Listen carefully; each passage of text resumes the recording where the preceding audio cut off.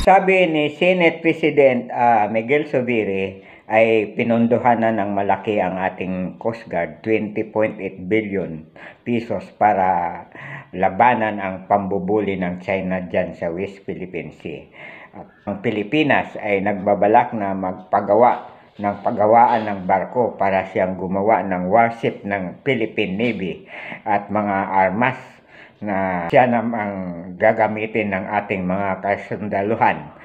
Magkaroon ng maraming trabaho ang mga Pilipino.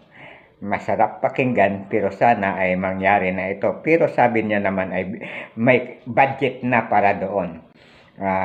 Dinagdag pa niya na sa kanyang galit dahil dinuro-duro ni Wang Xilian, yung ambasador ng China dito sa Pilipinas, si General Browner na ating Chief of Staff, ay dapat daw ang iyang si Wang Xilian ay ibalik na China at palitan na dahil wala naman daw nagagawa at bastos.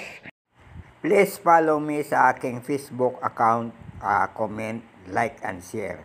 At ganun din sa aking YouTube channel na Stories of Uncle Paeng. Maraming salamat po.